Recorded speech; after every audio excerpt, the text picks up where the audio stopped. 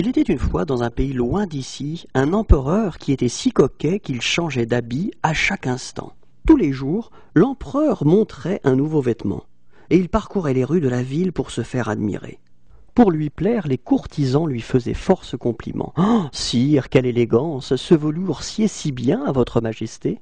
La penderie de l'empereur était si bien remplie qu'il y avait tellement de vêtements qu'elle occupait une salle entière du palais, et parfois l'empereur n'arrivait même plus à faire son choix. Vais-je mettre ce joli pourpoint ou bien ce manteau de soie? Un jour, deux coquins se présentèrent aux portes du palais.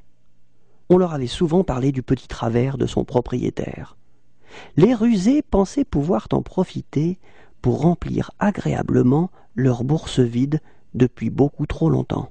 Ils déclarèrent « Nous sommes les meilleurs tisserands du pays, nous n'offrons nos services qu'aux princes et aux rois. » Et les malins ajoutèrent « Nos tissus sont si fins, si légers que seul un homme de goût, un esprit supérieur peut les apercevoir. » L'empereur, enchanté d'avoir été choisi par des ouvriers aussi raffinés, leur fournit un métier à tisser et les installa au palais.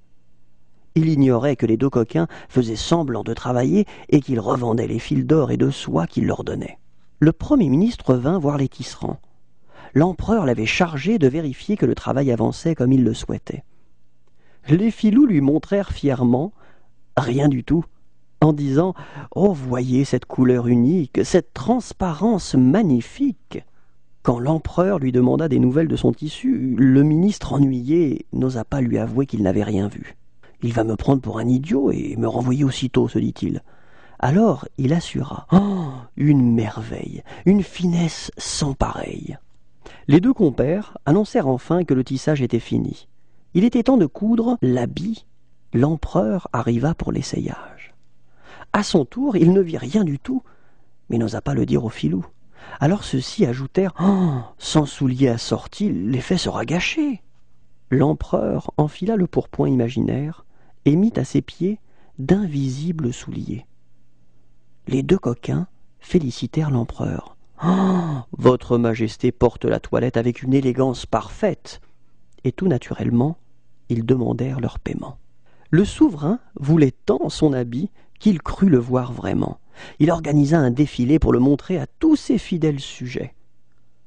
Suivi par les coquins, portant la traîne invisible du vêtement, l'empereur marchait lentement dans la rue en petite tenue.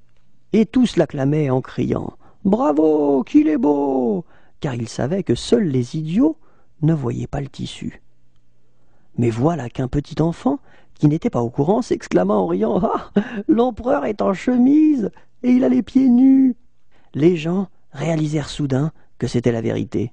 À leur tour, ils se mirent à crier « Regardez, l'empereur n'a pas d'habit !» L'empereur comprit enfin le tour qu'on lui avait joué et jura qu'à l'avenir, il serait moins vaniteux et moins coquet.